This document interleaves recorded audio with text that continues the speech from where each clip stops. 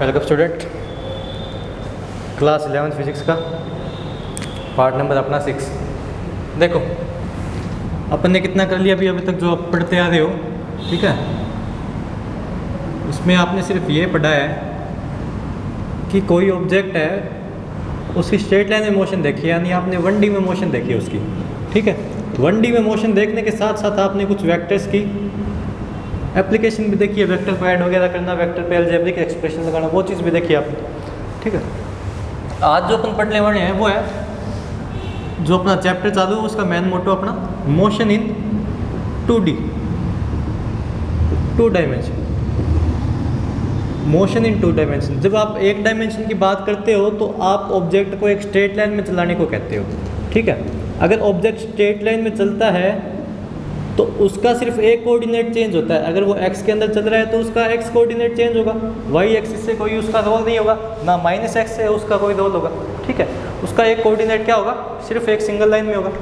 लेकिन जब बात 2D की करें तो जिसमें स्ट्रेट लाइन की बात करें तो उसमें आप एक कोऑर्डिनेट के ऊपर इफेक्ट दिखा रहे हो। लेकिन जब 2D की बात होगी तो ऑब्जेक्ट की दोनों कोऑर्डिनेट चेंज हो गए, कौन से, एक्स और वाई, ठीक है। 2D का मतलब है जिसके अंदर 2 कोऑर्डिनेट चेंज हो, ऑब्जेक्ट की मोशन 2 कोऑर्डिनेट के अकॉर्डिंग हो रही हो। इसके अंदर ऑब्जेक्ट की मोशन स्ट्रेट लाइन में और सिर्फ एक्स कोऑर्डिनेट के अकॉर्डिंग हो रही हो, यानी किसी भी पॉइंट पे इसकी वैल्यू वाई के लिए 0 रहेगी, ठीक है।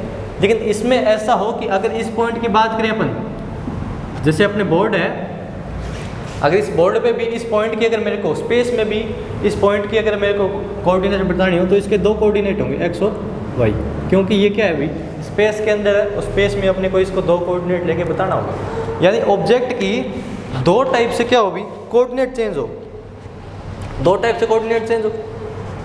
और कैसे हो, जब वो मोशन कर रहा हो तब चेंज हो। तो 2D मोशन वो है जब कोई ऑब्जेक्ट मोशन कर रहा हो तो उसके कोऑर्डिनेट दोनों एक्सिस के अकॉर्डिंग चेंज हो। जैसे अगर बात की जाए कि कोई ऑब्जेक्ट है जिसको इस वर्टिकल और हॉरिजॉन्टल मिक्स्ड प्रोजेक्टाइल मोशन बोलते हैं इसको, क्या अभी प्रोजेक्टाइल पाथ पे भेजा है आपने, ये ट्रैजेक्टरी पाथ बोलते हैं इसको। इसमें आप देख रहे हो कि ऑब्जेक्ट है, जो ये पॉइंट है उसका, ये पॉइंट कौन सा है अभी, 0 0।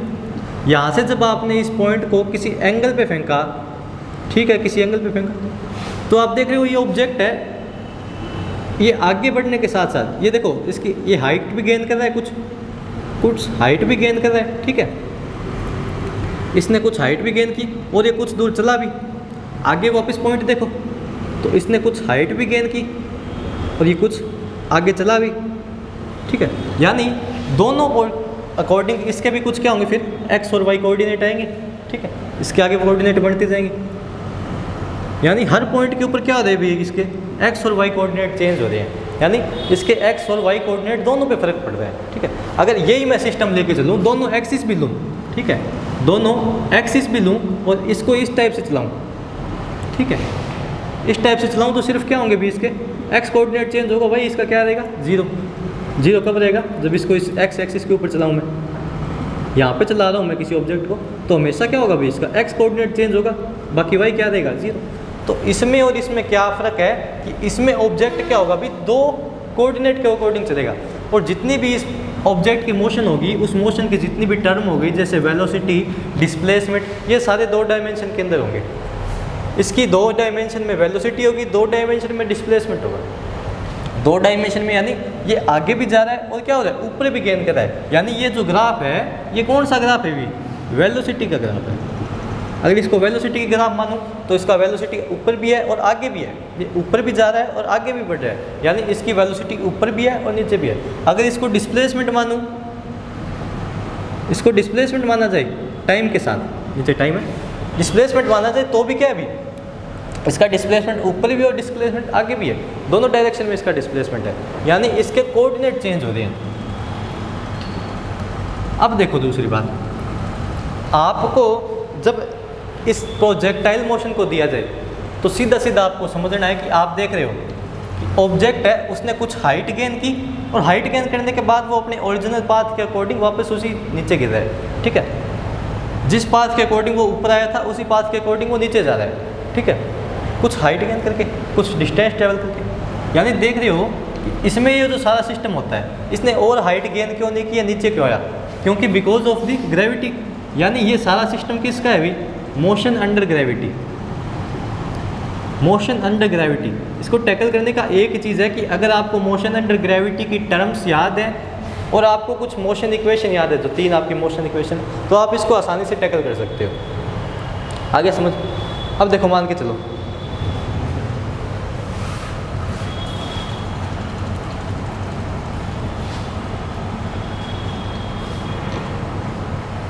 अगर ऑब्जेक्ट है जिसको कुछ वेलोसिटी u दे के भेजा है आपने, ठीक है, कुछ वेलोसिटी u दे के भेजा है, कितने एंगल से, थीटा एंगल से, तो इसकी जो वेलोसिटी होगी वो क्या होगी भाई, ये अपना वेक्टर है u, ठीक है, इसको वेक्टर से एक बार नहीं शो करते हैं, ठीक है, ये अपना क्या है, u वेक्टर है।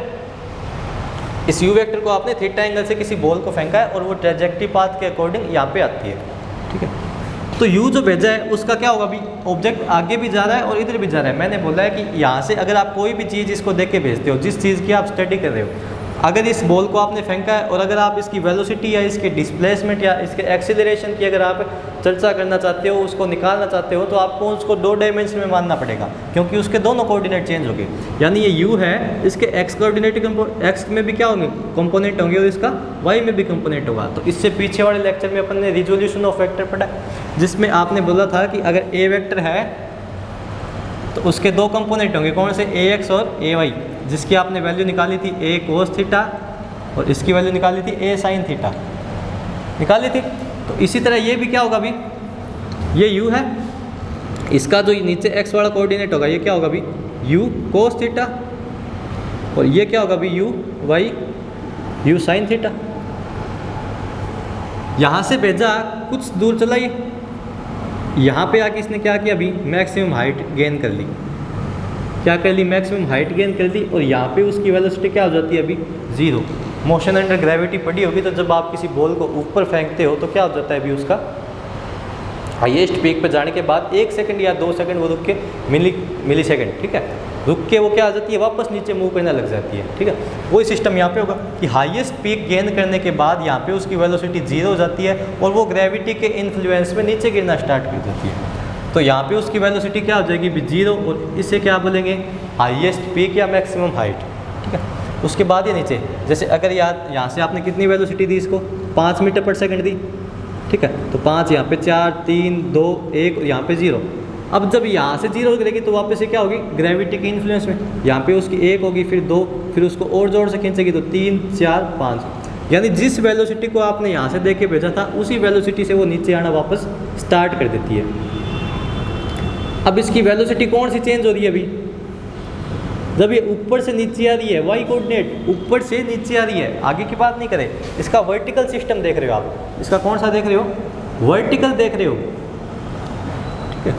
तो वर्टिकल में आप देख पा रहे हो कि इसका वर्टिकल की बात करें तो कौन सा कोऑर्डिनेट चेंज हो रहा है, y कोऑर्डिनेट, यानी इसका सिर्फ कौन सा, u sin थीटा वाला चीज़ देखेंगे आप, u sin थीटा क्या होगा, चेंज होगा, ठीक है, हर पॉइंट के लिए इसका सिर्फ क्या होगा, y एक्सिस वाला जो कोऑर्डिनेट है वो चेंज होगा,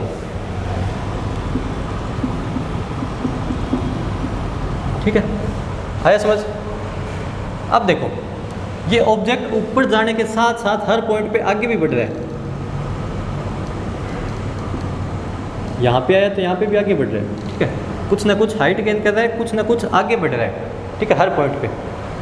तो देखो बात करते हैं इसका, मैंने बोला जब वर्टिकल जा रहा है इस मोशन में तो इसका वर्टिकल पोजीशन चेंज होगा, यानी इसका y जो वेलोसिटी है उसमें चेंज आएगा, ठीक है।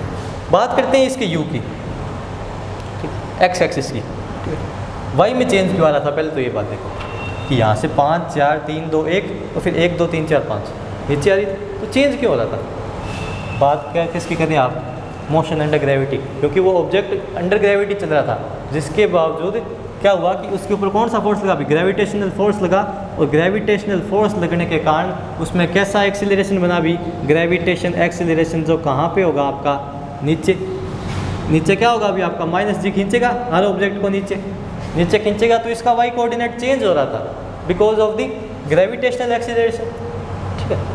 लेकिन जब आप इसके एक्स कोऑर्डिनेट को देखो, एक्स कोऑर्डिनेट को देखो तो क्या होता है अभी, एक्स कोऑर्डिनेट को अपोज करने वाला, एक्स कोऑर्डिनेट को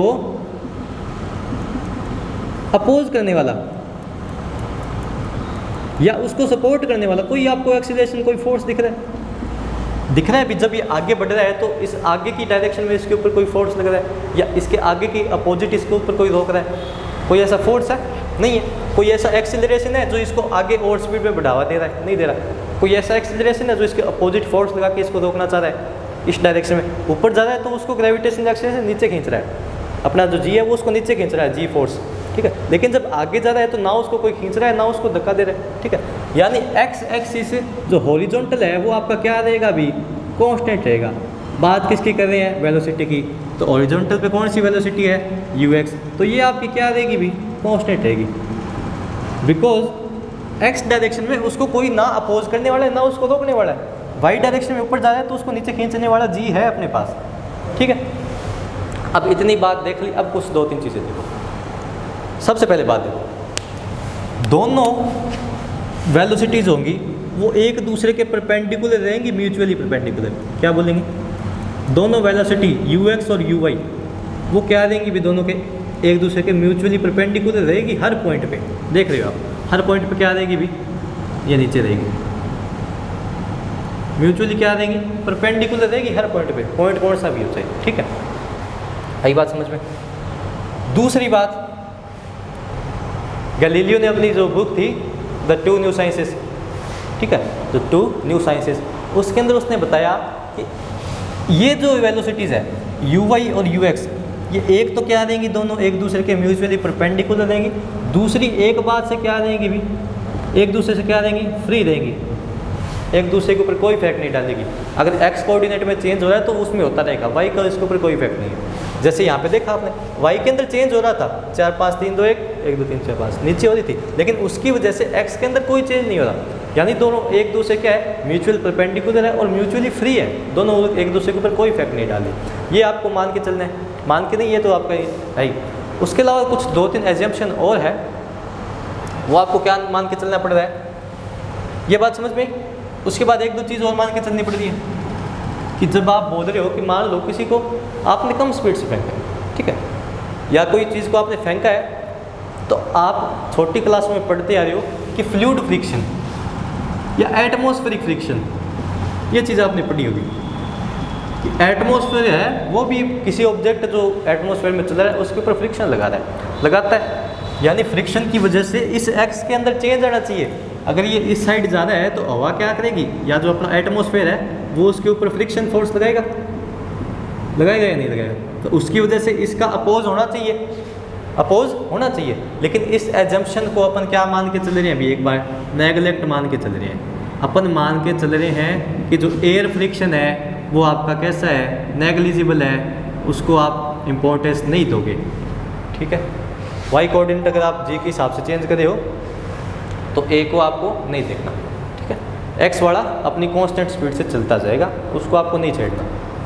आई बात समझ में।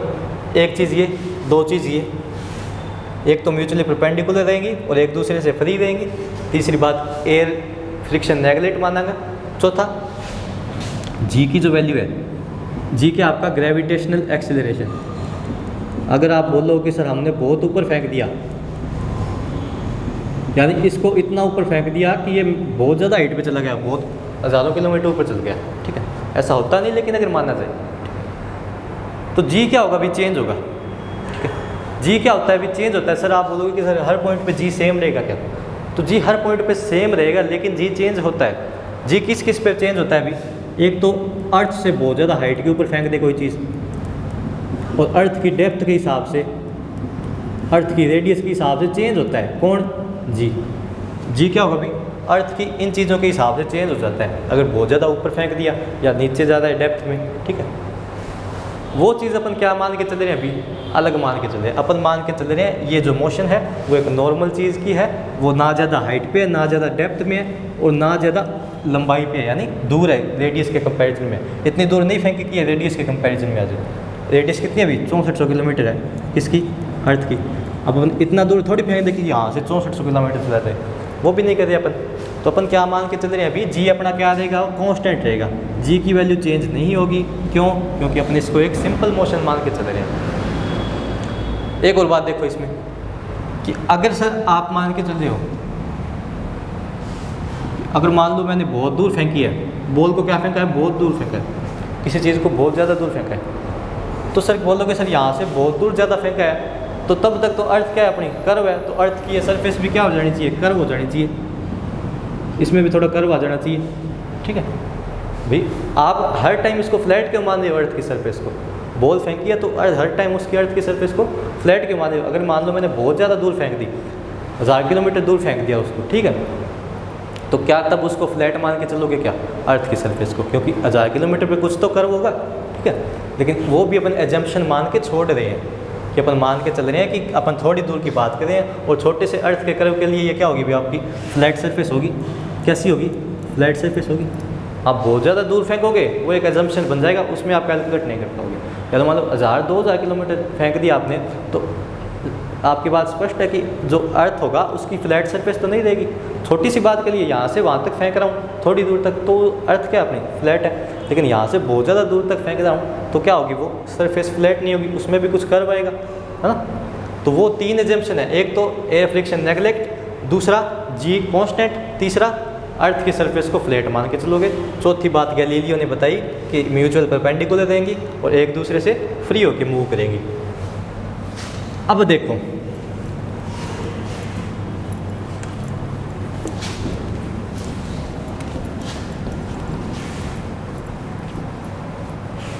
बात किसकी कर रहे हैं, मोशन इन 2D।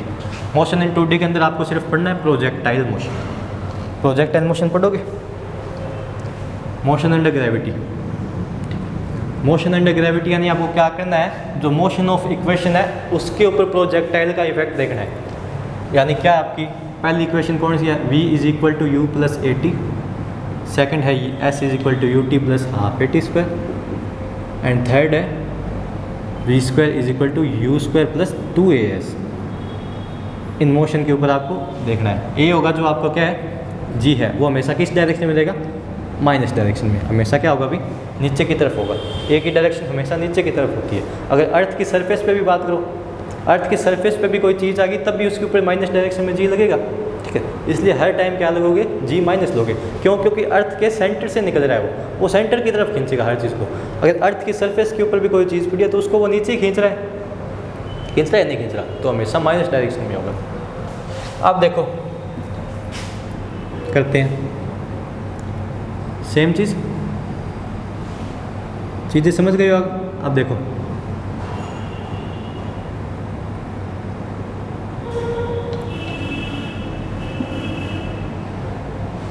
यहाँ से फेंका आपने थीटा एंगल पे, इसे क्या बोलते हो भी, एंगल ऑफ फ्लाइट। अब चीज़ें बता रहा हूँ मैं साथ साथ, क्या बोलोगे भी इसे, एंगल ऑफ फ्लाइट। थीटा होता है आपका एंगल ऑफ फ्लाइट। यहाँ से यहाँ तक आने में जितना भी टाइम लगा है, यानी इसकी ए पोजीशन मानूँ ये बी पोजीशन मानूँ, तो ए से बी तक जाने में जितना भी टाइम लगा है उसे बोलोगे टाइम ऑफ फ्लाइट। क्या बोलोगे, टाइम ऑफ फ्लाइट। इस पूरे पाथ के अंदर जो वो मैक्सिमम हाइट गेन करता है, हाइट कौन सी, जो वो मैक्सिमम गेन करता है, जहाँ पे उसकी फाइनल वेलोसिटी 0 हो जाती है, यहाँ पे उसकी वेलोसिटी 0 हो जाती है, तो ये क्या होगा अभी, हाइट एच मैक्स से रिप्रेजेंट करोगे आप। किससे करोगे, एच मैक्स से। ये आपकी क्या होगी, मैक्सिमम हाइट। चौथा आप पढ़ते हो रेंज। सर रेंज क्या होता है, रेंज वो होता है जब आपने यहाँ से यहाँ तक फेंका तो उसने कितना टोटल डिस्प्लेसमेंट कवर किया, डिस्टेंस कितना चलेगा, यहाँ से इतना, डिस्प्लेसमेंट क्या होगा उसका, पहली पोजीशन और फाइनल पोजीशन, ये उसकी क्या होगी भी रेंज, जिसे मैं शो करता हूँ आर से। ये होगा आपका एच मैक्सिमम, ये क्या होगा टाइम, ये क्या होगा भी ए बी, जो आपका डिस्प्लेसमेंट है। क्या लोगे भी, डिस्प्लेसमेंट लोगे। आया समझ में, इतनी चीज़ें निकालनी है आपको, 4 चीज़ें। ठीक है, थीटा तो आपको दिया होगा, ये 3 चीज़ें निकालनी है। आइए समझ में, करें आगे। अब देखो, अब 2 चीज़ें आपको बताई है, वो देखो क्या बताइए मैंने, ये आपका u है, ठीक है, ये आपका एच मैक्स है, ठीक है, ये आपकी यहाँ पे u y जिसकी वैल्यू है u साइन थीटा, और ये आपका u x है जिसकी वैल्यू है u कोस थीटा। अब क्या क्या चीज़ें बताई गई अभी आपको, सबसे पहले देखो क्या क्या चीज़ें देखो कि आपको बोला है एक तो x कोऑर्डिनेट आपका, ठीक है, यानी हॉरिजॉन्टल में, हॉरिजॉन्टल वाला यानी x वाला, और एक आपका वर्टिकल, ठीक है, दो कोऑर्डिनेट की बात होगी। x कोऑर्डिनेट पे किसकी बात कर रहे हो, पहले सबसे पहले बात किसकी कर रहे हो, किसको निकालने की बात कर रहे हो, वेलोसिटी को। तो वेलोसिटी x वाली क्या है अभी आपकी, ux वाली मैंने बोला ना कि ux डायरेक्शन में कोई फोर्स नहीं लग रहा, इसको अपोज करने वाला कोई नहीं है, यानी इसकी इस पॉइंट पे भी यही वेलोसिटी होगी, यहाँ पे भी वही वेलोसिटी होगी, यहाँ पे भी वही वेलोसिटी होगी। चेंज कौन सी होगी, ये वाली है ना, वही डायरेक्शन में जो वेलोसिटी है वो चेंज होगी, एक्स वाली नहीं होगी। क्यों, क्योंकि इसको अपोज करने वाला कोई एक्सीलरेशन नहीं बना। तो यू वाली क्या होगी भाई आपकी, यू क्या होगी, यू एक्स यानी यू कोस थीटा आपकी क्या रहेगी, कांस्टेंट रहेगी। यू वाई जो है वो आपकी क्या होगी भी, वेरी करेगी किसके साथ, जी के साथ, ठीक है। इसके ऊपर एक्स डायरेक्शन में कोई फोर्स नहीं लग रहा, कोई उसको अपोज करने वाला नहीं है, कोई एक्सीलरेशन नहीं है, तो ए एक्स के लिए क्या होगा भी, एक्स डायरेक्शन में ए क्या होगा भी आपका 0, और वाई डायरेक्शन में जो आपका एक्सीलरेशन है वो -g है, जो इसको नीचे खींचेगा। कंप्लीट, ठीक। आगे देखो और कोई चीज़ इसमें पता चली, कोई दिक्कत नहीं, चले आगे। अब देखो क्या क्या चीज़ें निकालनी है अभी, टाइम ऑफ फ्लाइट और क्या निकालना है, मैक्सिमम हाइट एंड रेंज। तो देखो सबसे पहले आपको निकालना है टाइम ऑफ फ्लाइट।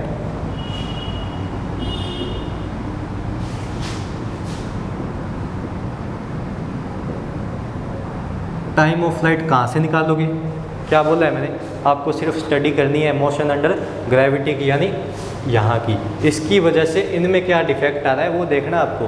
तो इसमें टाइम कौन कौन से में है, इससे में है और इसमें है, दोनों से निकाल सकते हो। तो v = u + 80 आप पहले लगाओ। अब इसके लिए अगर आप कंसीडर करो मोशन को y डायरेक्शन, कंसीडर्ड इन y डायरेक्शन, आप एक बार y डायरेक्शन वाली मोशन लेके चलो, ठीक है। y डायरेक्शन में मोशन देखोगे तो यहाँ पे क्या है अभी आपका, यहाँ पे कितनी वेलोसिटी थी शुरू में, u sin थीटा, कितनी थी u sin थीटा, यहाँ पे आके वो कितनी होगी 0, y डायरेक्शन वाली देख रहे हो, x वाली नहीं, यहाँ पे फाइनल वेलोसिटी vy कितनी होगी 0, कितनी होगी, मैक्सिमम हाइट पे पहुँच के 0 होगी, फिर नीचे आने लगा, यानी इतने पाथ की देखें, आधे पाथ की। तो शुरू में उसकी u कितनी थी भी, uy u sin थीटा, और उसकी जो vy है वो क्या होगी आपकी 0, आपका जो a है वो -g है। t आपको निकालना है जो आपका टाइम ऑफ फ्लाइट होगा, ठीक है, कितने पाथ के लिए, आधे पाथ के लिए। तो निकाल लो, vy आपका 0, vy आपका 0, u आपका कितना है अभी, u sin थीटा, -a कितना होगा अभी आपका g, और t आ गया आपका टाइम पीरियड। तो यहाँ से जब निकाल लोगे तो t की वैल्यू कितनी आ जाती है अभी, u sin theta = gt, t की वैल्यू आ जाती है आपकी u sin theta upon g, time of flight का। अब ये टाइम ऑफ फ्लाइट का है अभी आपके लिए आधे पाथ का है, यानी यहाँ से यहाँ तक B पॉइंट तक, या जो आपका O पॉइंट मान लूँ मैं इसको, O पॉइंट तक आने में जो टाइम लगा है वो कितना लगा है अभी, इतना लगा है। अब आधा ही रास्ते का है, आधा ही रास्ता उसने वापस उतना ही कवर किया है, ठीक है, उसी वेलोसिटी से किया है। 5 यहाँ पे थी तो 5 यहाँ पे आके उसने कवर कर ली थी, यानी वेलोसिटी में उतार चढ़ाव उतना ही है सेम, ठीक है। तो टोटल टाइम ऑफ फ्लाइट कितना हो जाएगा अभी, टोटल टाइम कैपिटल T कितना होगा, 2t हो जाएगा, है ना। तो कितना हो जाएगा अभी 2u sin theta upon g, किसकी वैल्यू, टाइम ऑफ फ्लाइट की। टाइम ऑफ फ्लाइट टोटल कितना आ गया, यहाँ से यहाँ तक लिया गया 2u sin थीटा अपॉन जी, नोट किए। टी आ गया आपका 2u साइन थीटा अपॉन जी। पहला कंप्लीट। टाइम ऑफ फ्लाइट कौन सा, यहाँ से यहाँ तक। दूसरी बात, टाइम कहाँ पे है, इसमें भी है। जल्दी कर ले फिर अपन। देखो आप जो भी आपको याद आई टाइम पे, जो भी इक्वेशन याद हो उससे निकालते हो। जैसे दूसरी में क्या है अभी, s is equal to U T plus half A T square. S क्या होगा अभी, वाई डायरेक्शन में मान के चलो, सारा सिस्टम वाई डायरेक्शन में मान के चलो। एक बार कंसीडर इन वाई डायरेक्शन। तो वाई डायरेक्शन में डिस्प्लेसमेंट कितना है अभी, तो यहाँ से चला यहाँ पहुँचा, पूरी की बात कर रहा हूँ मैं, ए से बी की।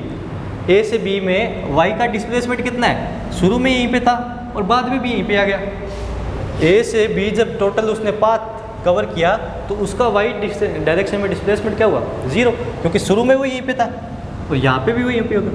यहाँ भी ये उसका 0 0 पॉइंट है और ये उसका क्या, कोई x 0 पॉइंट है, यानी उसका 0 तो रहेगा। वाई डायरेक्शन क्या दे रहा है, उसका हमेशा 0 दे रहा है, यानी उसका डिस्प्लेसमेंट s क्या होगा अभी, 0। u क्या है अभी उसका, u साइन थीटा। t आपको निकालना है, a आपका माइनस जी है। तो देखो अभी 0 u sine theta into t minus half g और टी स्क्वायर, है ना। करें आगे, तो 0 u sine theta equal to half G T square.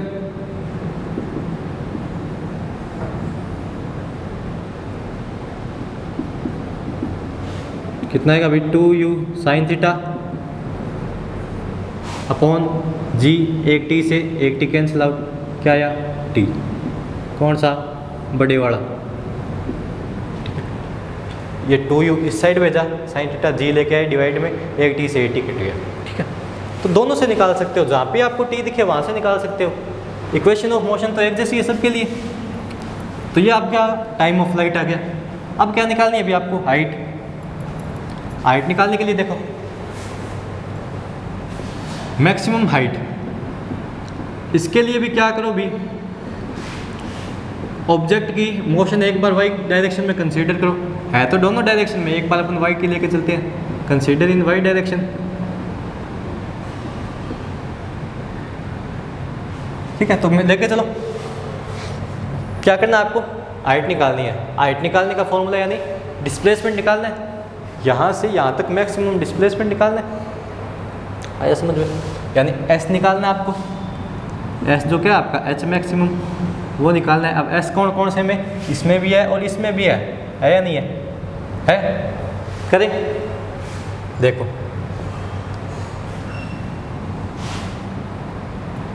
h max के लिए यहाँ से यहाँ तक क्या किया उसने, कुछ डिस्टेंस कवर किया।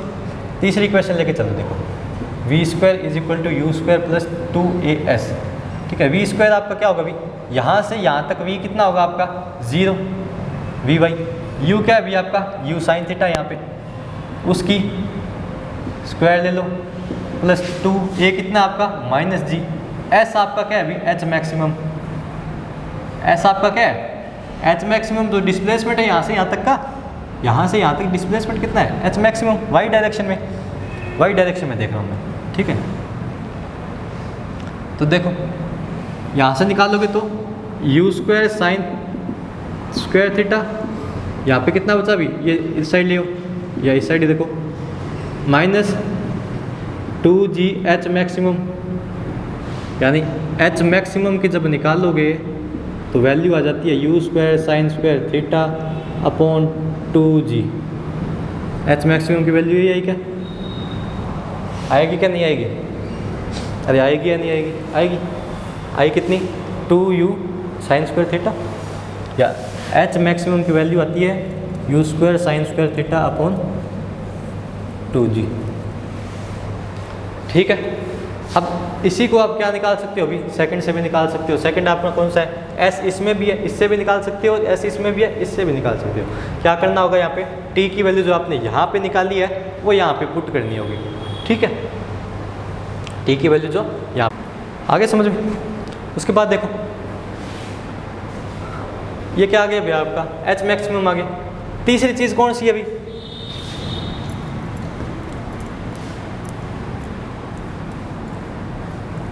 तीसरा है आपका रेंज। रेंज का मतलब ए से बी तक उसका कितना डिस्प्लेसमेंट है एक्स डायरेक्शन में। तो ए से बी तक यानी आपकी जो रेंज है वो आपको देखनी है।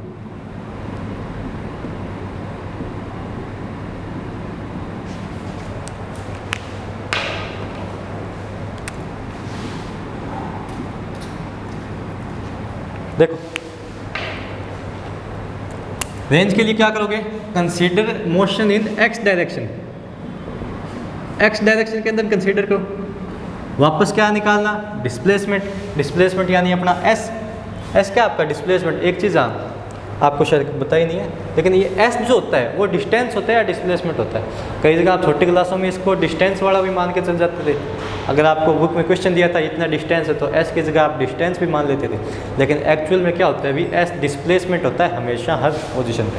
ठीक है, एस डिस्टेंस नहीं होता। छोटी क्लासों में दिखाया होगा, कई जगह होता है 10वीं 11वीं 12वीं दिखाया है। ठीक है, तो अब क्या करो भी एस निकालना आपको वापस।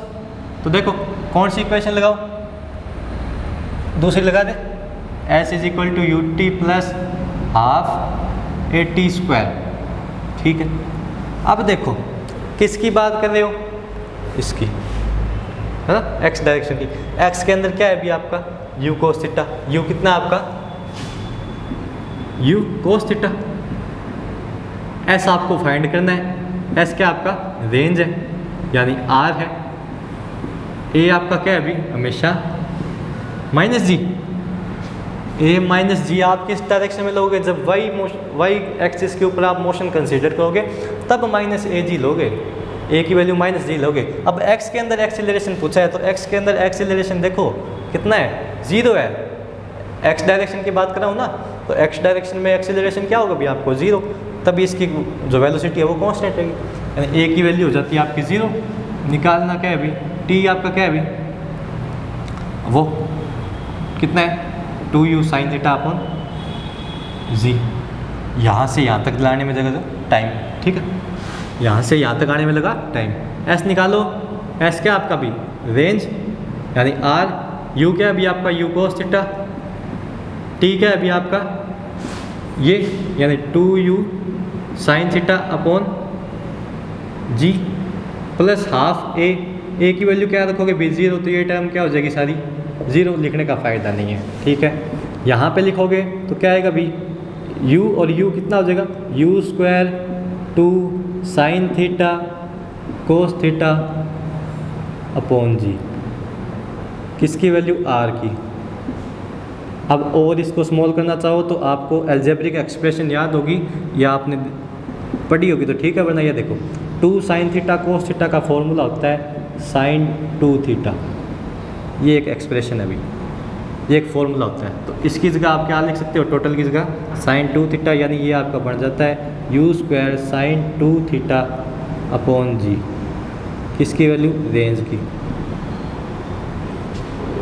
रेंज कितनी आ गई भी आपकी, R is equal to you square sine 2 theta upon g. आई कि नहीं आई, अरे आ गई। यहाँ पे भी वी लोगे, वी करोगे तो भी ये हो जाएगा, सेम ही है। इस इक्वेशन से कर लो, चाहे आप एस की वैल्यू यहाँ से निकालना चाहते हो तो यहाँ से निकल जाएगी। ठीक है, लेकिन एक चीज़ यहाँ पे देखो, इसमें थोड़ा हो सकता है कि नहीं निकले। क्यों नहीं निकले, क्योंकि ए आपका 0 है। ठीक है, ए आपका क्या है 0, तो एस की वैल्यू भी 0 हो जाती है। ठीक है, बाकी में आप एक बार कोशिश कर सकते हो कि निकल सकती है दूसरी इक्वेशन से, 2 इक्वेशन से सेम वैल्यू निकल सकती है, लेकिन इसमें क्या होगा भी आपका एस यहाँ पे 0 हो जाएगा बिकॉज ऑफ दी ए भी आपका 0 है। ठीक है, इसलिए आप सेकंड इक्वेशन से निकालना आपके लिए सही रहेगा। तो ये आपकी 3 चीज़ें थी या नहीं थी। ये आपकी क्या आ गई भी, रेंज आ गई, टाइम ऑफ फ्लाइट आ गई और मैक्सिमम हाइट आ गई। अब इन सारी चीज़ों को आप क्या बोलते हो भी, प्रोजेक्टाइल मोशंस की term of motion under gravity. ठीक है, आई या नहीं आई समझ में आ गई। अगर इसके ऊपर क्वेश्चन देखना हो तो क्वेश्चन भी देख सकते हो। देखें क्वेश्चन देख लो, चलो। एक न्यूमेरिकल बुक के अंदर का है जिसमें बोला है कि एक बॉल है जिसको क्या है अभी 30 डिग्री एंगल से फेंका है और 28 मीटर पर सेकंड की स्पीड से फेंका है, यानी यू उसका क्या है 28 मीटर पर सेकंड। तो बोल रहा है उसकी ये तीनों चीज़ें निकाल के दिखाओ, time of light, maximum height और रेंज। तो सबसे पहले देखो टाइम निकालेंगे, तो टाइम के लिए क्या चाहिए अभी 2u कितना है अभी उसको 28 दे के भेजा है यहाँ से, साइन थीटा, थीटा कितना है अभी आपका 30 डिग्री, अपॉन जी कितना आ जाएगा अभी 9.8, आएगा या नहीं आएगा, आएगा नहीं, ठीक है। उसके बाद देखो वैल्यू कितनी आती है 2 इंटू 28 साइन 30 की वैल्यू कितनी होगी अभी 1/2, यानी 1428 अपॉन 9.8, ये जितनी भी वैल्यू आ जाएगी शायद 2.9 आएगी क्या, 2.9 आ सकती है शायद, हाँ 2.9 सेकेंड से इतनी होगी मेरे हिसाब से, देख लेना इसको न्यूमेरिकल कर लेना, आंसर जो आएगा वो आपको टी होगा। बाद में बात करो एच की, एच क्या होगा अभी आपका you square sine square theta upon 2g, you कितना भी 28, ठीक है, उसकी स्क्वायर साइन 30 अपॉन 2 इंटू जी की वैल्यू 9.8, ठीक है। तो करोगे तो 28 की स्क्वायर, यानी ये साइन 30 कितना होता है 1/2, तो 1/2 की भी स्क्वायर अपॉन 2 इंटू 9.8, यानी इस तरह लिख सकता हूँ 14 इंटू 14 अपॉन 2 इंटू 9.8, है ना, ये 2 बार है 14 और 14 बन जाएंगे इससे, ठीक है। 2 इंटू 9.8 ये भी क्या आ जाती है अभी आपकी वैल्यू आ जाती है जो इसकी है, ये शायद वैल्यू आती है 10 मीटर, ये वैल्यू आती है 10 मीटर, यानी मैक्सिमम हाइट वो कितनी कवर करता है 10 मीटर, ठीक है। इसके बाद पूछा है रेंज, तो रेंज भी देख लो कितनी होगी। रेंज का फॉर्मूला क्या है अभी आपके पास, ये बड़ा r is equal to you square sine 2 theta upon G, u आपका 28 इंटू 28 साइन 2 थीटा, थीटा की वैल्यू 30, 2 थीटा की कितनी हो जाएगी अभी साइन 60 अपॉन जी, जी यानी 9.8। इसको जब सॉल्व करते हो तो ये वैल्यू आती है 69 मीटर। बुक के अंदर का आपका न्यूमेरिकल है, देख लेना है भाई एक बार, ऐसा कुछ न्यूमेरिकल आप और भी ट्राई करो तो अच्छी बात है, ठीक है। ये इतना आपका हो गया प्रोजेक्टाइल मोशन। अब कल इसके ground to ground projectile motion और हाइट से प्रोजेक्टाइल मोशन सारी करेंगे कल, ठीक है। बाकी कोई दिक्कत हो तो देख लेना, 3 चीज़ें निकालनी थी, आगे समझ, चलो एंड करते हैं अब, बाकी करते हैं कल।